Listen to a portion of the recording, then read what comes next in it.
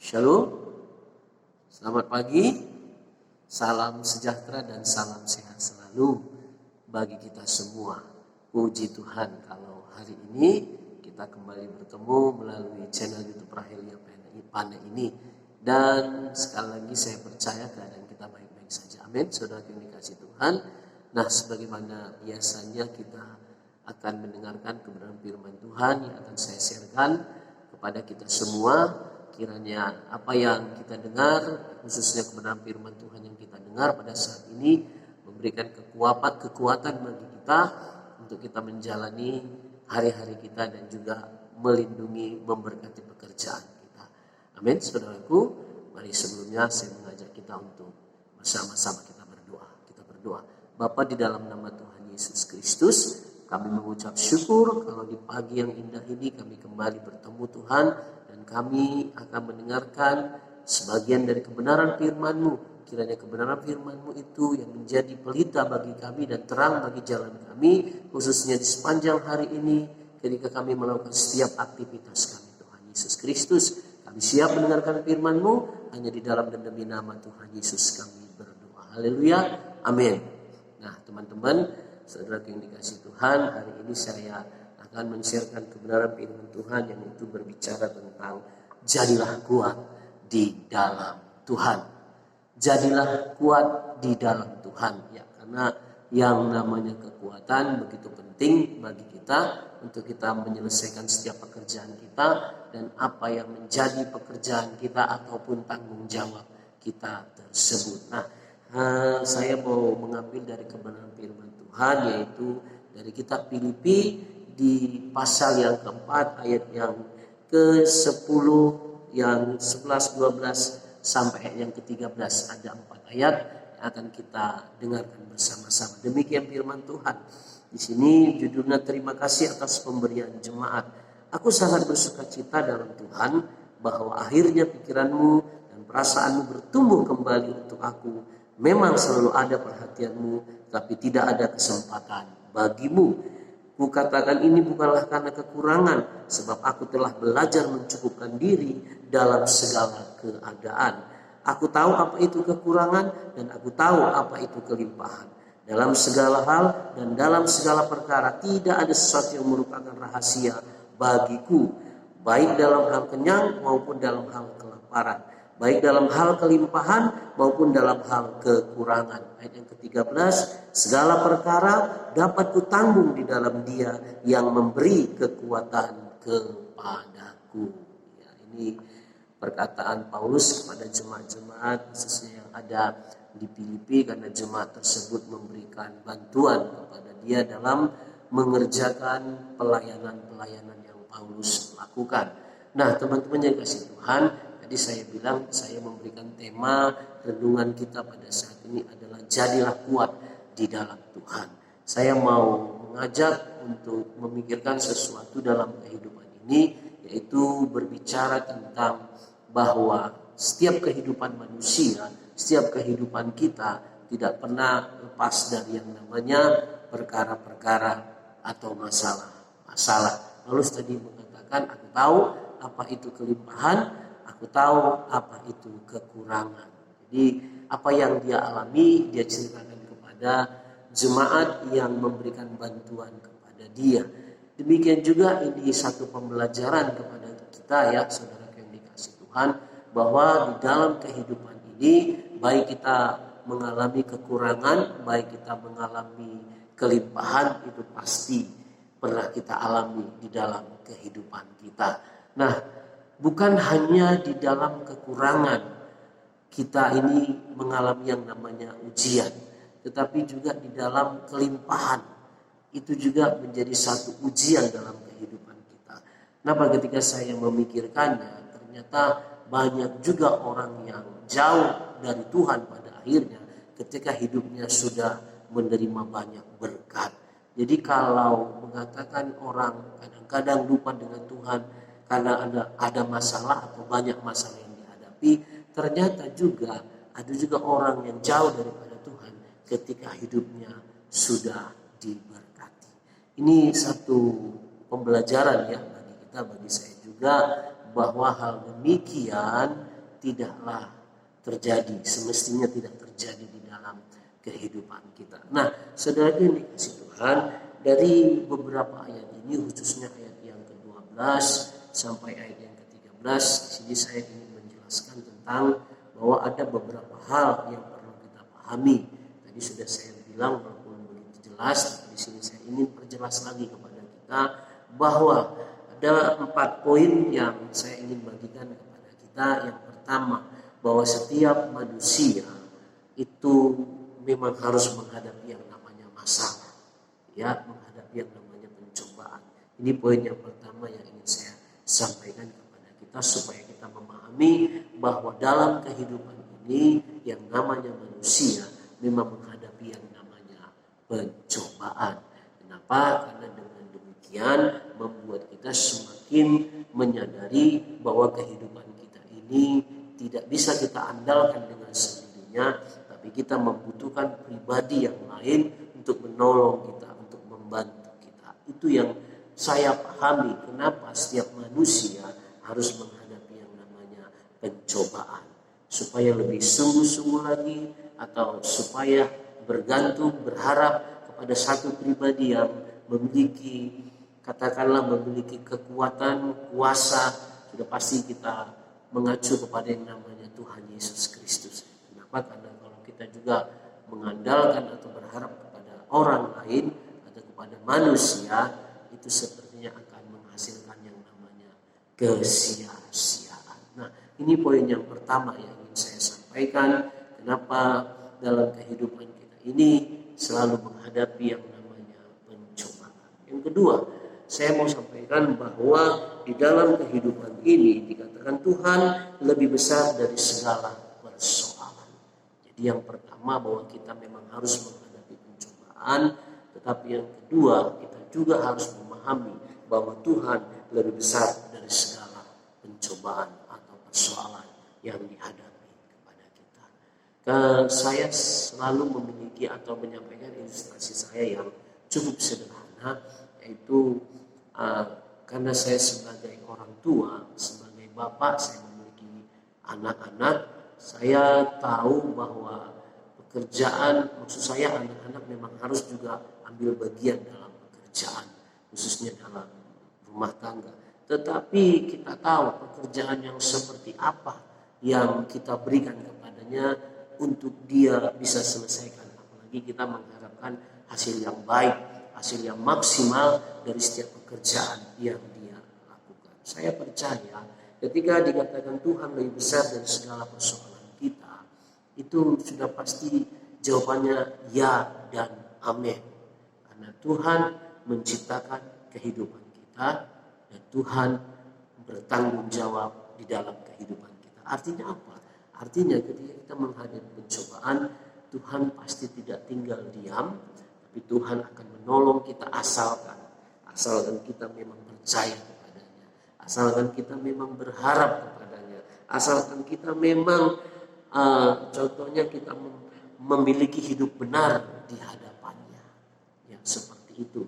Dan juga jangan dilupakan kita untuk tidak membaca atau memperkatakan firman Tuhan. Kita tahu bahwa dengan membacakan atau memperkatakan firman Tuhan, kita bisa mampu untuk menyelesaikan setiap masalah-masalah atau cobaan-cobaan yang diperhadapkan dengan kita. Yang ketiga dikatakan bahwa Tuhan memberi kekuatan untuk menghadapi persoalan. Jadi yang pertama manusia memang harus menghadapi persoalan. Yang kedua dikatakan Tuhan lebih besar dari setiap persoalan yang kita hadapi. Dan yang ketiga dikatakan bahwa Tuhan memberikan kekuatan kepada kita ketika kita menghadapi pencobaan. Ya, jadi bukan sekedar tahu Tuhan kita itu, tapi Tuhan akan mengintervensi, Tuhan akan melibatkan dirinya, menyatakan kuasa dalam kehidupan kita sehingga kita bisa keluar sebagai pemenang. Amin. Saudara yang dikasih Tuhan. Jadi ini satu peringatan baik kepada saya dan juga kepada kita supaya kita bisa memahami ketika kita menjalani kehidupan ini, ketika ada masalah yang diperhadapkan kepada kita, percayalah Tuhan bukan sekedar tahu tentang apa yang kita alami, yang kita hadapi, tapi Tuhan juga akan memberikan kemampuan, kesanggupan, bahkan menyatakan kuasanya kepada kita supaya kita bisa menyelesaikan setiap persoalan, setiap masalah-masalah dengan caranya Tuhan itu sendiri. Dan poin yang terakhir saya katakan bahwa percayalah di balik setiap persoalan, di balik setiap masalah yang kita hadapi, ada berkat yang menunggu atau ada berkat yang menantinya. Walaupun saya mau tetap katakan kepada kita, bukan itu tujuan utama kita yaitu berkat, tetapi tujuan utama kita itu bagaimana cara kita menghadapi setiap persoalan, setiap masalah itu dengan caranya Tuhan sendiri. Pastinya Dia akan memberitahukan melalui kebenaran firman Tuhan. Tuhan mau kita tetap waspada, Tuhan mau kita tetap berjaga-jaga, bahkan Tuhan mau juga kita tetap bersukacita ketika kita menghadapi pencobaan. Paulus juga mengatakan hal itu kepada jemaat yang ada di Filipi, jemaat yang dia layani, supaya jemaat itu mengerti bahwa apa yang dihadapi Paulus itu semuanya dalam sepengetahuan Tuhan, dan Tuhan pasti akan memberikan jalan keluar kepada Paulus. Dan kita tahu sejarah kehidupan Paulus, dia adalah pelayan Tuhan, hamba Tuhan yang luar biasa, yang dipakai Tuhan dengan dahsyat dan luar biasa. Nah, saudaraku yang dikasihi Tuhan, saya mendapat satu pembelajaran khususnya ketika setiap kita atau setiap manusia menghadapi yang namanya pencobaan. Kita tahu kitab Filipi ini dikatakan buku sukacita, the book of rejoice, kira-kira begitu dalam bahasa Inggrisnya. Dan mungkin kita pernah mempelajari bahwa ada 21 kali kata sukacita atau bersukacita yang dituliskan melalui kitab Filipi ini. Nah, secara penelitian, kenapa kita juga harus tetap bersukacita? Karena kita tahu ketika kita bersungut-sungut, ketika kita sepertinya tidak bersemangat atau putus asa atau pesimis dalam menghadapi kehidupan ini, ternyata dalam tubuh kita itu akan menghasilkan yang namanya suatu hormon yang saya pernah membaca, katanya hormon itu dikatakan noradrenalin. Jadi kalau dikatakan noradrenalin ini hormon yang sangat beracun di antara racun alami, itu bisa membuat orang sakit, bisa membuat orang cepat tua, bahkan bisa dikatakan membuat orang cepat mengalami yang namanya kematian.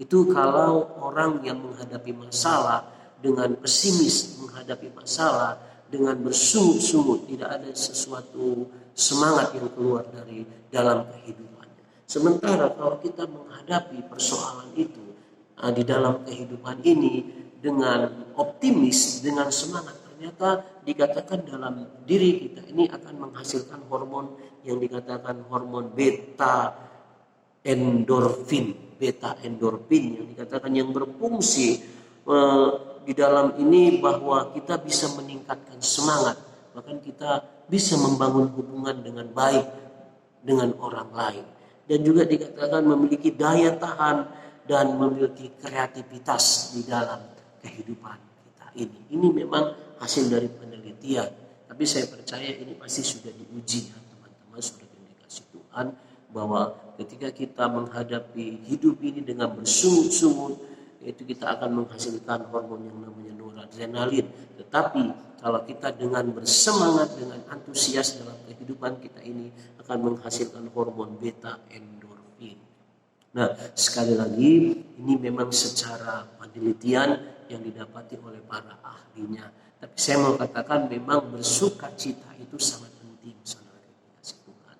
Apapun yang kita alamin, yang kita hadapin, jangan lupa kita tetap bersukacita. Kenapa? Karena kita tahu, kita pasti menyadari bahwa Tuhan kita itu, Tuhan yang kita percaya itu tidak akan pernah meninggalkan kita. Amin, saudara yang dikasih Tuhan. Jadi bukan berarti kita cari-cari masalah. Masalah itu gak dicari datang dengan sendirinya. Artinya selagi kita masih hidup, masih menjalani kehidupan ini, yang namanya persoalan, yang Yang namanya masalah itu pasti kita hadapi. Tapi ingatlah bahwa Tuhan kita itu lebih besar dari setiap masalah yang kita hadapin. Dan yang selanjutnya, Tuhan itu pasti akan menolong kita. Tuhan itu akan memberikan jalan keluar di dalam kehidupan kita. Makanya Paulus mengatakan tadi bahwa di ayat yang ke-13 bahwa segala perkara dapat kutanggung di dalam Dia yang memberikan kekuatan kepadaku. Dia tahu kalau dengan kekuatannya dia tidak mampu, kekuatannya terbatas. Tapi di dalam Dia akan memberikan kekuatan kepada kita yang percaya kepadanya. Sama juga yang dikatakan di dalam Injil Yohanes bahwa Yesus juga pernah mengatakan, di luar aku kamu tidak bisa berbuat apa-apa. Ini satu peringatan kepada kita supaya kita jangan coba-coba keluar dari Tuhan Yesus Kristus. Jangan coba-coba meminta pertolongan dari yang di luar sana. Tapi kita memang harus wajib meminta pertolongan hanya kepada Tuhan kita, yaitu Tuhan Yesus Kristus. Untuk itu kita tetap kuat di dalam Tuhan dalam menghadapi kehidupan ini. Bahkan kita mungkin harus mengubah paradigma kita bahwa di balik setiap permasalahan yang kita hadapi itu ada berkat yang menanti kita.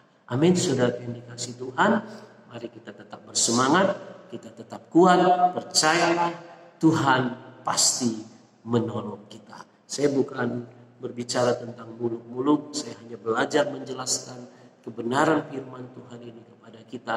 Kita pasti punya pengalaman bersama dengan Tuhan. Saya pribadi punya pengalaman bersama dengan Tuhan.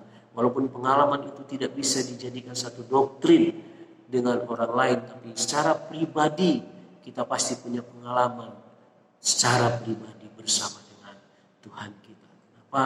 Karena memang dalam kekristenan ini berbicara tentang Tuhan itu bukan sesuatu tahap akhir, tapi juga kita juga harus memiliki pengalaman bersama dengan Tuhan melalui firman-Nya yang Dia singkapkan kepada kita, yang memberikan kekuatan, memberikan sukacita, dan memberikan damai sejahtera di dalam kehidupan kita. Baik saudara yang dikasihi Tuhan, ini yang bisa saya sharekan kepada kita di pagi yang indah ini. Dan apapun yang menjadi masalah kita, percayalah Tuhan tidak pernah tutup mata kepada kita, tapi Tuhan senantiasa mengarahkan pandangannya, bahkan menyendingkan telinganya untuk mendengar setiap apa yang menjadi keluh kesah kita. Asalkan kita tetap hidup benar di hadapannya, asalkan kita melakukan firman-Nya, kita memperkatakan firman-Nya dalam kehidupan kita, sehingga kekuatan yang daripada Tuhan itu mengalir, melimpahi, melingkupi kehidupan kita. Amin saudaraku. Saya berdoa kepada kita semua yang mendengarkan, menyaksikan channel ini, kiranya Tuhan memberkati kita semua. Sekali lagi saya berdoa, apapun masalahmu, percayalah bagi Tuhan tidak ada yang mustahil. Amin saudaraku. Demikian sharing kita di pagi yang indah ini. Tuhan melindungi dalam setiap pekerjaan, aktivitas kita. Dan Tuhan memberkati pribadi kita, keluarga kita, pekerjaan kita, dan juga pelayanan kita. Terpujilah nama Tuhan, kiranya nama Tuhan dipermuliakan di dalam kehidupan kita. Mari sebelum kita berpisah, saya mengajak kita kembali berdoa bersama. Kita berdoa. Bapa, dalam nama Yesus, dengan singkat kami sudah mendengarkan firman Tuhan. Aku berdoa bagi setiap orang yang mendengarkan Yesus sharing firman Tuhan melalui channel ini. Tuhan memberkati kehidupan mereka, dan setiap masalah-masalah mereka bisa memahami bahwa Tuhan menolong mereka, bahwa Tuhan memberikan jalan keluar tepat pada waktunya. Tuhan, apapun masalah mereka, baik itu sakit, baik itu perekonomian dan lain sebagainya, Tuhan Kau sanggup menyelesaikannya itu di dalam dan demi nama Tuhan Yesus. Kami percaya Tuhan Yesus. Haleluya, haleluya, amin. Demikian saudara yang kasih Tuhan, kita akan kembali ketemu di waktu-waktu berikutnya. Tuhan Yesus memberkati kita semua. Shalom.